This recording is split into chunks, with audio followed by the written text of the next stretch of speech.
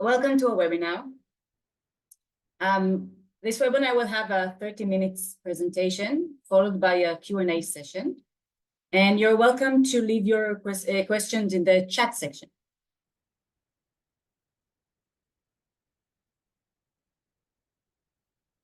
Okay. I'd like to introduce today's speaker, Medic Vision's lead AI algorithm manager, Eran Itam.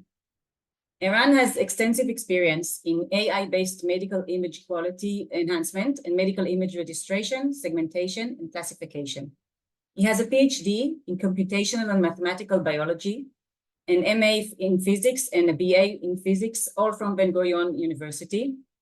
He previously held a position as a senior algorithm developer at Philips EPD Israel, and various medical imaging algorithm developer positions at Roden Schwartz and Samsung Electronics R&D Institute in Israel.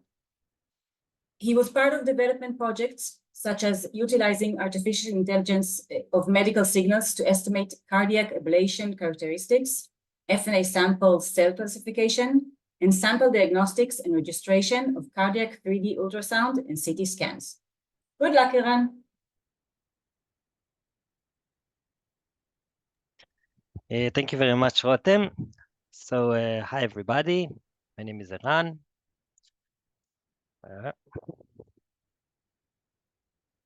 Okay, so today we're going to talk about what is AI for MRI image enhancement.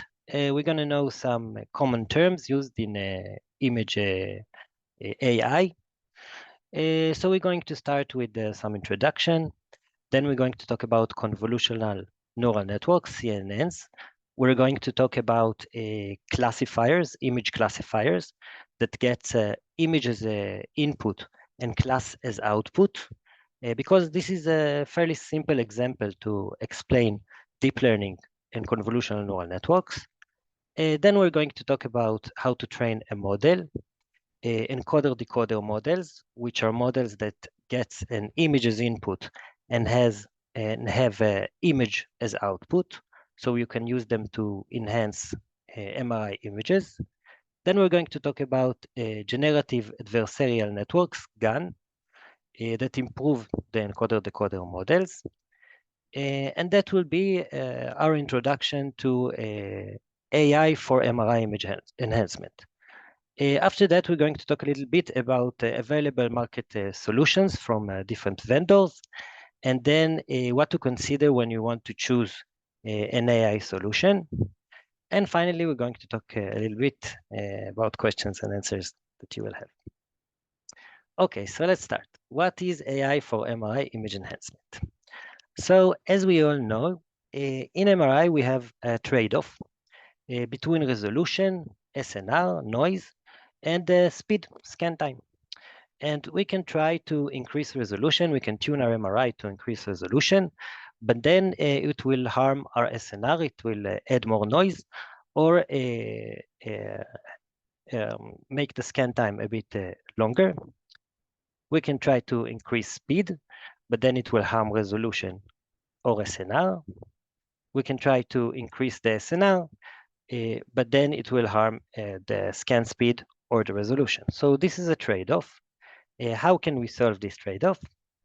We can use it using AI image enhancement or any kind of algorithm that improve image, and that will solve the trade-off between the speed and the image quality. So let's talk a little bit about image enhancement. First, we had classical image enhancement methods or algorithms.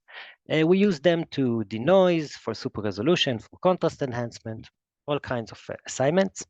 And they were basically some heuristics, some logic designed by the algorithm developer.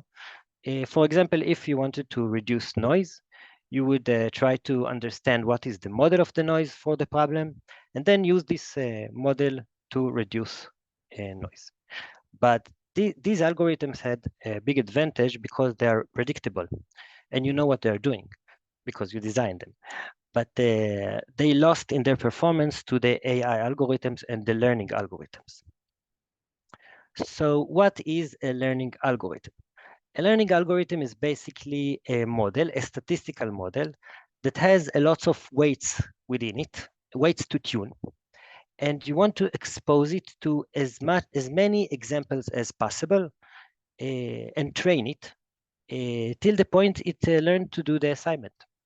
For example, if you want to train a model that will identify the mass here in this MRI image, you need to expose it to couples of image and the ground truth that tells the model what is the mass. And when you do it many times, you expose it to a lot of data, you get a trained model, and you can use it to solve the problem for implementation. Now, let's talk a little bit about classification problem. The classification problem is a basic problem in convolutional neural network, and it is a good way to explain these models. Now, in the classification problem, there is a task to identify what object you see in an image. For example, this is airplane images, automobile, birds, cats. And the algorithm needs to classify the images. Now, first we had machine learning algorithms. The machine learning algorithms have two parts, feature extraction and classification. The feature extraction part is manually engineered. Us, the algorithm developers, need to develop classifiers, filters, that find in the image certain features. For example, eyes, nose, ears, tail. And if we find all these features, then we can send it to the classifier, and the classifier understands the relationship between the different features and identify a cat, a class cat. Now, the classifier, the feature extraction, as I said, it is manually engineered, but the classifier is a learning algorithm. After the machine learning algorithms, we had deep learning algorithms that they are fully automated learning algorithms based on statistical models, and they got better results. For example, in the classification problem, there are benchmarks, image benchmarks in the internet. CIFAR 10 has images sorted to 10 different classes. CIFAR 100 have 100 different classes. And the machine learning algorithm solved the problem for CIFAR 100 in about 40% success rate, and for CIFAR 10 in about 85% success rate. Now, in about 2012, the first deep learning, the deep convolutional neural network appeared, such as VGG and AlexNet, and they managed to solve the CIFAR 100 in about 60% success rate, and the CIFAR 10 in 93% rate. And the ResNet, which is a more advanced version for the CNN, solve it for 85% for CIFAR 100 and 97% for CIFAR 10, and that was around 2016. Today, the solutions are even better. So we can say that we solved the classification problem. It's a solved problem. Now, let's talk a little bit how a convolutional neural network works. Let's dive deeper to that. So as I said, for training, we need to provide couples of images as input and ground truth as output. For example, here, if you want to classify the mass and find if it's normal, everything is okay. If it's a meningioma or glioma, we compare it to the ground truth. And if the model is correct and the output of the model resembles the ground truth, then the inner weights within the model are not updated. But if there is a mistake, there is a process called backpropagation that updates the weights to succeed for succeeding solving the problem.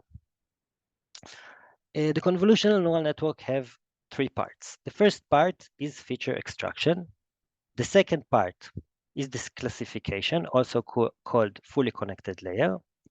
And the third part interprets the model output for a class, for a certain class. Now let's talk a little bit about the feature extraction part of the convolutional neural network. We look at the image in different scale. In the highest scale, we can see small details in the image, and we train a filter, we train a detector that detects the fine details of the image. It detects the edges between different tissues, small dots and spots. A higher scale detect different tissues structure, for example, bone structures or different tissue structures, and simple structures, anatomy structures. And even a higher scale detector train a filter that finds more complex structure and anatomy. So up to this point, we have features. We have a model that extracts features. And the second part of the model, of the convolutional neural network model, that's called fully connected layer, understand the relationship between the different features for classifying the image. So up to now, we were talking about all the trained parameters of the model, all the inner weights that are trained and updated during the training process. But we also have parameters that us, the algorithm developers, can choose. We call them hyperparameters. For example, we can choose how many different scales the feature extraction have. We can choose how many filters we want the model to train. We can choose how deep the relationship between the features are. And we have even more hyperparameters. For example, we can expose the model again and again to all our data. That's called a number of epochs. So we have a set of hyperparameters we can tune. We're not training only once. We train again and again, every time with different set of hyperparameters. Now let's talk a little bit about the data. First of all, the data must fit the problem. For example, if we want to train a model that fits all the different scanners, then we have to cover in our data set all the different scanners. Then we need to cover all different field strengths. If we want to train a model that covers all body parts, we need a data set that covers all the different body parts. Now, when we have all the data, we split it. We split it to 3 parts. The first part is the training part. It's between 70 or 80% of the data. And this part, the training part, is used for the actual training and the update of the weights within the model. The second part is the validation part. It's usually between 15 or 10% of the data. And we use the validation to evaluate the performance of the model, even during training. So when we're training, we're constantly evaluating performance. We can also use it for all our trains, each train with different hyperparameter set. Now, after we train again and again, and we evaluate the model performance using the validation set, there is a risk that our solution, our model, is biased for the validation set. So to minimize this risk, we have the test set. Again, it's between 15 and 10% of the data. And we test our model using the test set and get the final model performance, and we know how good our model is. Okay. Now, this is an example, an article by Babu Vimala from 2023. He did a very good, straightforward work for CNN classification of brain tumors.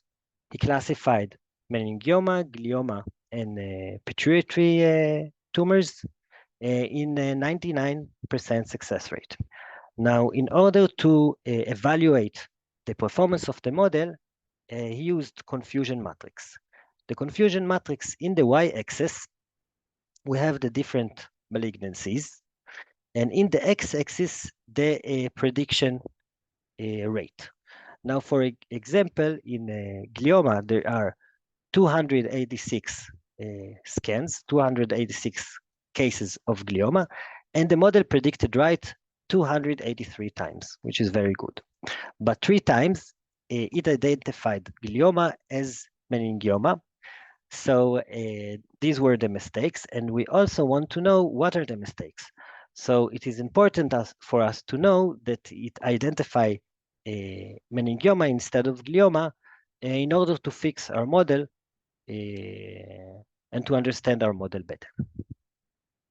Okay. So up to now, we were talking about classification problems, but the classification problems are not image enhancement problems, right? We need models that get images input and have images output. For example, the encoder-decoder models. The encoder-decoder models are also convolutional neural network based. They extract features up to the point of the feature vectors, but then they train more filter that will reconstruct an image. For in this example here, they reconstruct the segmentation image. Now, UNet are encoder-decoders that are very successful in the segmentation task. For example, in this article from Han X in 2022, he used exactly these units to segment the liver for its eight different segments. It works in 3D, not in 2D. The encoder-decoder models can also be used to reduce noise. In this work by Terapati from 2020, he trained a model that in the input has a noisy image, and in the output, he actually has the noise image, only the noise, and not the image with the noise. And then you can use the noise image and reduce it from the original image to get an image without noises. Now, to train this kind of model, you need a vast database of couples of images and images without noise. And this is something pretty hard to get for MRI. So what he did, he added to routine MRI images noise synthetically. He added synthetic noise, and then it needs to be done in a most realistic way, in the most physical way, to add the correct noise statistics. And when you do it right, you get a model that can remove noise. Now, here is the example. On the left, we can see a real MRI scan. On the middle, a MRI scan with the added noise. And on the right, a scan without the noise, where the noise were reduced. Okay, so we talked about encoder-decoders. Now let's talk a little bit about generative adversarial networks, GANs. The GANs stormed into our life, usually in a cell phone, because they can generate very realistic images.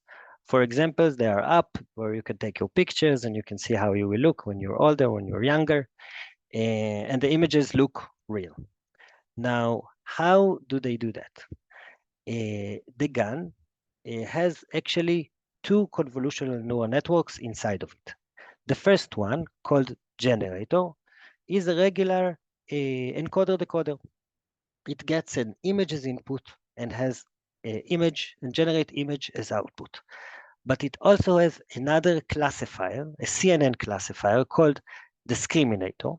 And the discriminator is trained to find out if an image is real or not, if the image is real or generated. And then you train this whole complex together. You train the generator that generate images together with the discriminator. And if the discriminator finds that the image that the generator generated are not realistic, it updates the generator weights, so the generator will know to produce the most realistic images. So how can we use GANs in the medical industry? We can use them, for example, to increase resolution. We can use low resolution images as input and get high resolution image as output. And then the generator needs to understand how to reconstruct different tissue borders and tissue edges, and to reconstruct different structures, small structures in the brain. But it will probably won't be able to reconstruct small points and dots that are below the resolution limit.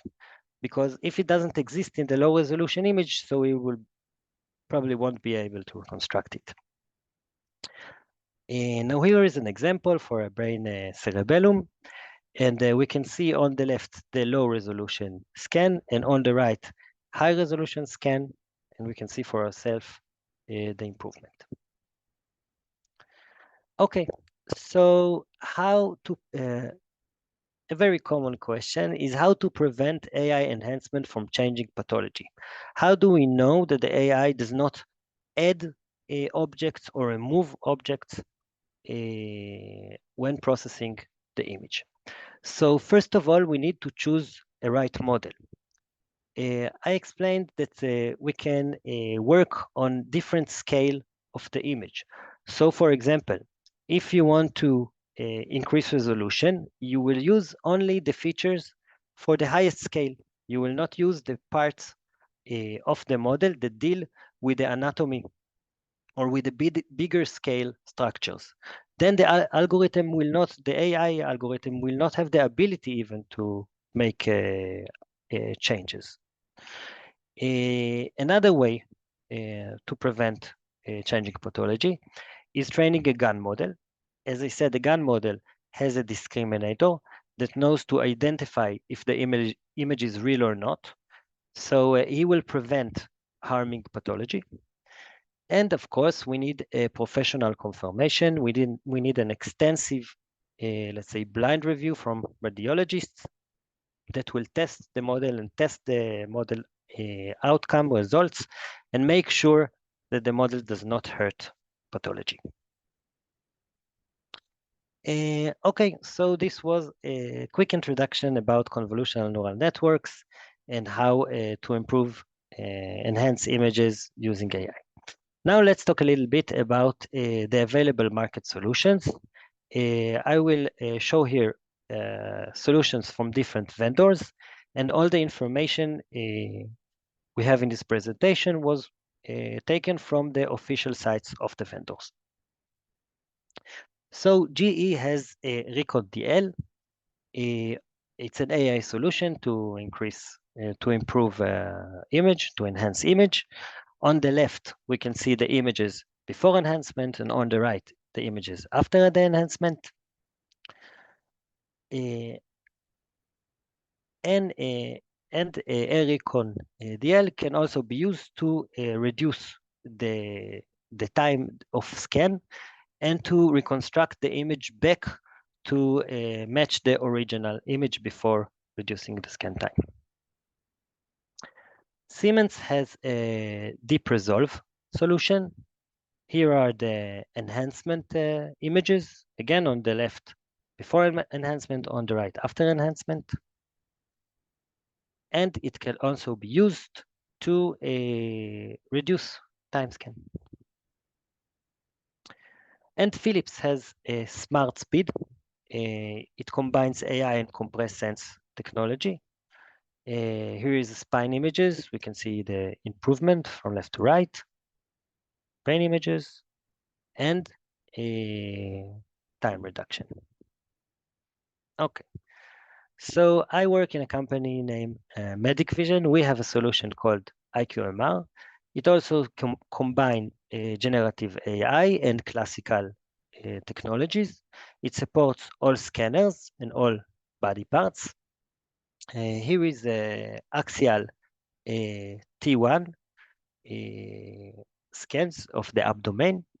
We can see the muscles area, and we can see how it improves the edges and the different masses within the image. We can see the borders a bit better. We could look at on the right, there is a sagittal T1 shoulder images. We could look at the neurovascular structures and we can see them clearer. We can also use our IQMR it enables us to reduce scan time. For example, we have here axial T2 abdomen images. We can look at the liver bioducts, and we can see for ourselves how it looks after the enhancement and including time reduction. And this is a sagittal T2 shoulder image. We reduced here 50% scan time. This is an axial T2 brain images. We can look at the frontal lobe. Here we can see on the left the original routine image. On the middle, we can see a low resolution image that it was a 22% time reduction. And on the right, the enhanced image that reconstruct back the original image.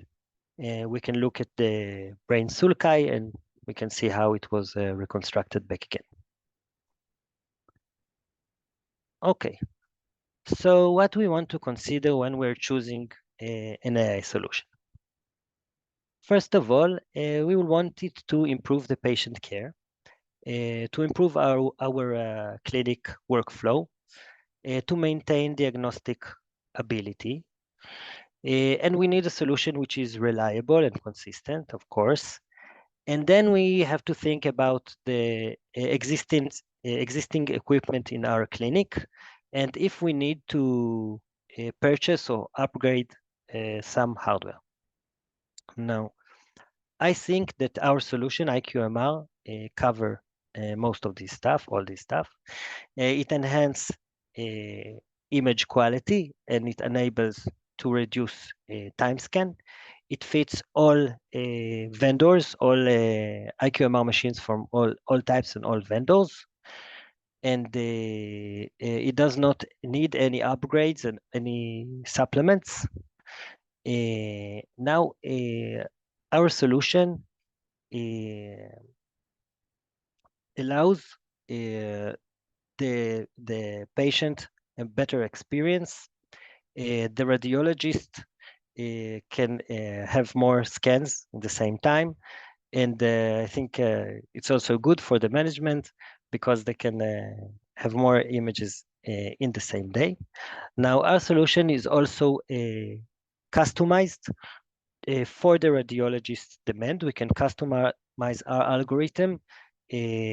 For example, if we want the radiologist like to see an image which is smoother, we can customize our algorithm for smoother images, and it will not harm the workflow in the clinic. And you can actually use all the protocols that you used before. It will work with our IQMR solution. So this is it. Thank you very much for listening. Please, if you have any questions, I'll be happy to answer. Thank you very much, Eran, for this great presentation. We have quite a few questions. I must say that Eran will answer them, but not all of them, because some of the information is proprietary.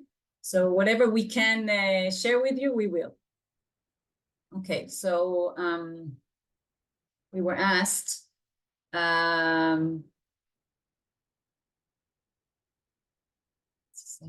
lots of questions. have you created different model for different scanners and sequences, or did you fine-tune model for different variations? And another question from the same person, does your image enhancement algorithm works on image data or case-based data? Okay. For the first questions, in order to enhance images, we usually deal with the smallest details. So our database covers all scanners, but because we deal only with the fine details, it's less significant to do like a huge coverage of all possible data. Okay. And for the second questions, do we work on case space or image space? We actually use the image space. We convert to case space, and we consider the case space as well. Okay, this is it. Another question is, what size of data sets did you use to train the model like this one, in the example with this CNN?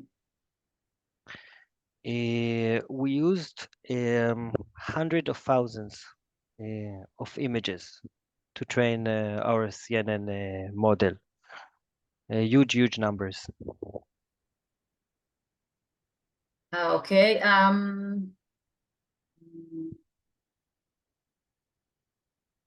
Maybe a bit answered. How did you generate the low resolution images for training? Did you retrospectively undersample case space in frequency domain? Did you use any algorithm to learn the patterns for undersampling? Can we answer that, or is Yeah, that exactly. Okay, that's a very good question, but maybe feel free not to answer if that's yeah, that's maybe part of the smart thing to do it, to realistically lower the resolution in a physical way that resembles the reality as best as possible. So there's a question. Could you please repeat, how do we use GANs with MRI images? yes, of course. So the GAN's objective is to generate realistic images.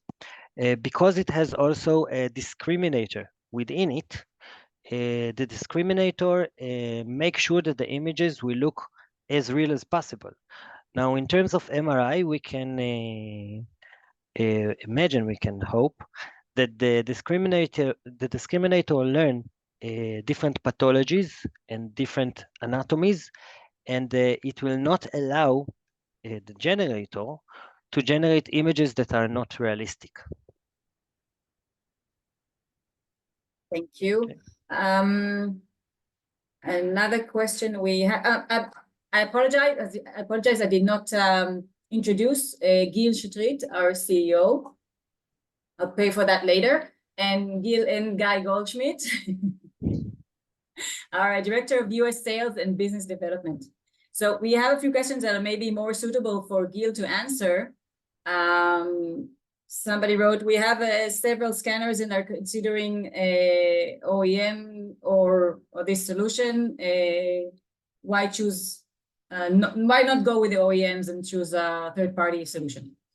Yeah, thank you, Rotem. That's an excellent question. I think when you consider implementing such a technology, one of the aspects you want to consider is what's the ability to implement it seamlessly into the workflow. Now, while there are multiple solutions out there, I think when we offer one centralized unit that is able to support multiple vendors, it brings out the value. The alternative would be to talk separately to each vendor, understand their solution, implement it into your workflow, and obviously or subsequently pay for each one separately.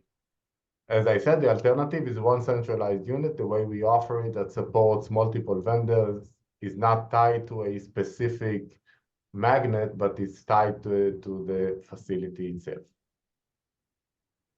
We have a question that maybe really continuance to your answer, it asked whether it's installed on the scanner and whether it works with all field strength. Yeah, so again, I think you can understand from the presentation itself and from my previous answer that there is no limitation, not from a vendor perspective, not from a field strength perspective, not from a model perspective. We are vendor agnostic, especially due to the fact that Ran mentioned that we are in the image space, not in the case space. So we take the image, it's a DICOM send, we get the image, we process it, and we forward it to the path. So we will be, like I said, seamlessly integrated into the existing workflow. Okay. Another question is, does your solution work? We answered that scanner agnostic. It works on DICOM output from scanner rather than working on case-based domain using coil sensitivity maps. Might have been answered already.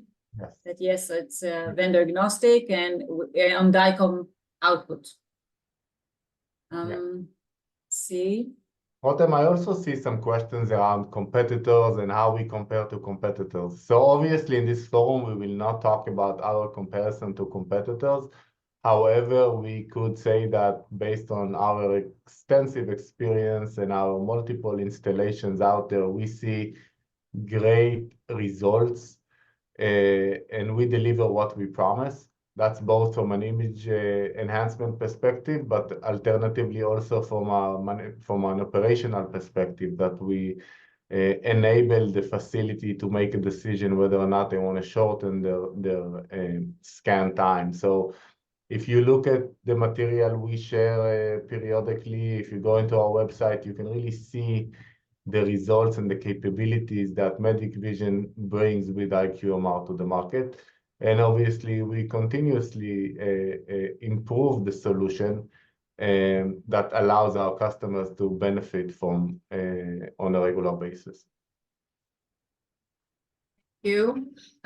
We have a few questions in the same subject again about AI. One of the most common concerns is related to the risk of bias. Eran, can you relate to that subject? Yes, of course. First of all, as I said, we need a test set that have vast varieties of all different conditions, and then we can make sure our performance are not biased. We can also do some tests, and we also did some tests on phantoms to make sure that we increase resolution and SNR as required. And of course, consulting with the radiologist and do vast blind reviews. We send the tests that the radiologists need to scale our images in different parameters like resolution and noise. And this makes sure that our model does what we want it to do. Thank you. We have a yeah. Yeah, I'm seeing a question on do we install the solution on a separate computer on site, or they need to send the data?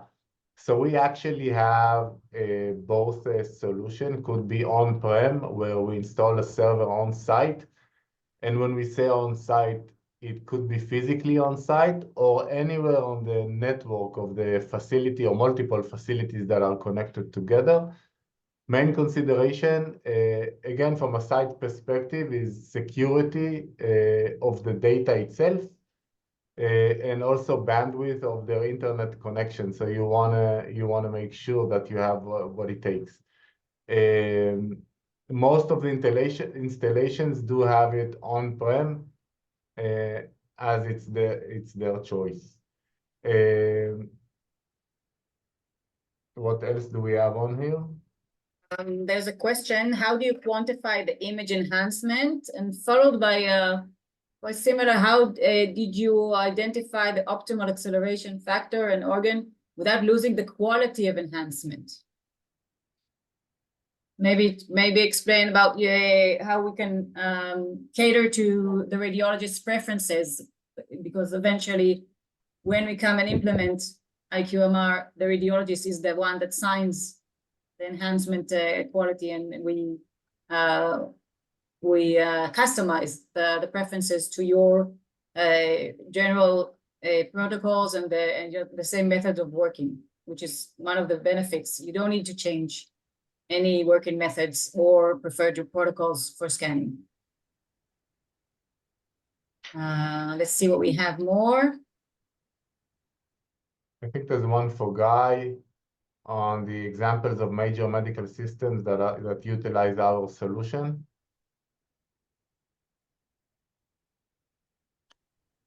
So as far as the IQMR solution goes, we've been FDA approved since 2018, and we have been working heavily in the US with different customers, from small clinics to larger clinics. And when it comes to the Medic Vision team and the IQMR solution, we treat all our customers the same.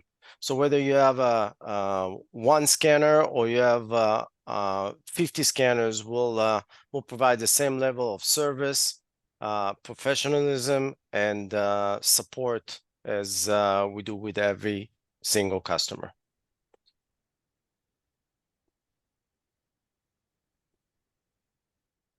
Okay, thank you, Guy. I see So questions this- on the pricing model. So we actually offer both models. It could be perpetual or it could be annual based. So we have them both. We also have a per use model. So quite a bit of flexibility from that perspective.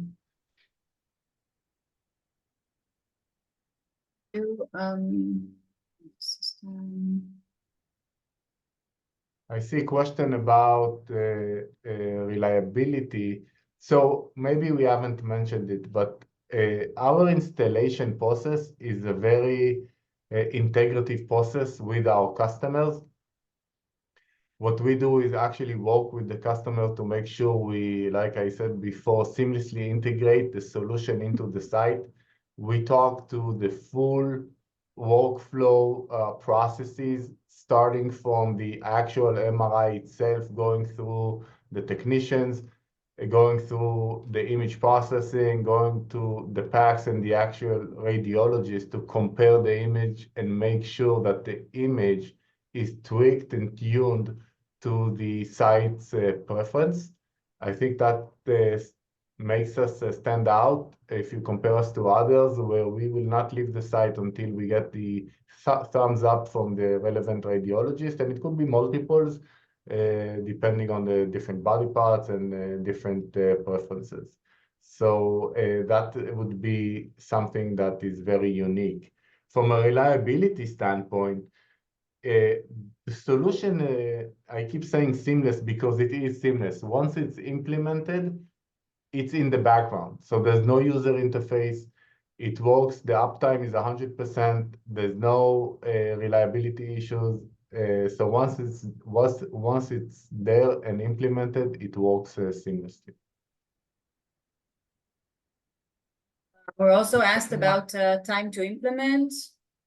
Yeah, so the time to implement takes days, and depending on the number of magnets and number of body parts, but days, and the days are, like I said, for the process I just described, where we go through the installation, we work with the IT team, we define the DICOM destinations, we go through the multiple shortening versions of the actual scanning, and also multiple solutions for the actual processing, so that our customers at the end will give us the thumbs up. The turnaround time is negligible. It's within seconds. So once we get the image, it goes to the PACS within seconds. So you wouldn't feel it from a user perspective. You would see it show up at the PACS the same way you saw it before.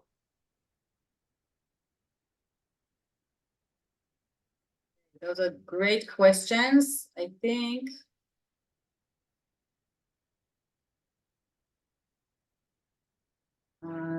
There's a question about fees and prices. We won't get into prices here in this webinar, but the patient fee is something that's not our responsibilities. That's all is left to the imaging center to decide. I see a question about how long did it take to develop this solution. That's an excellent question. Remember, Medic Vision is a veteran in the image processing space. We've been out there since 2006, and we have continuously developed capabilities in the radiology space, in the image enhancement space. So to quantify it in years would be very hard to do, because I think it's a knowledge base that's built throughout the years with our understanding of the market and with our great team that has amazing capabilities. Downtime for installation, like I said, there's no really downtime. There may be some scans that we'll need to go through that are additional to the regular scan. So you may use one of your patients or a volunteer to scan a few images just to make sure we are processing right images out of the specific scanner. So within those several days of installation, there may be a couple of hours here and a couple of hours there that we would need an actual scan. You have another question about support? Yes, that's a good question. We have a 24/7 support, and the support is for everyone. It could be a support for the technologist, for the technicians, for the radiologist, for the IT. So there's a 24/7 support, including application support.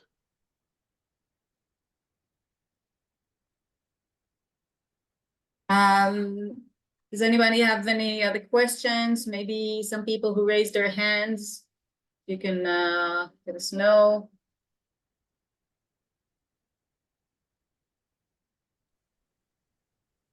Okay, so I think we'll wrap it up. Thank you so much. And thank you very much, Eran, for the great presentation. Thank you very much for being our guests.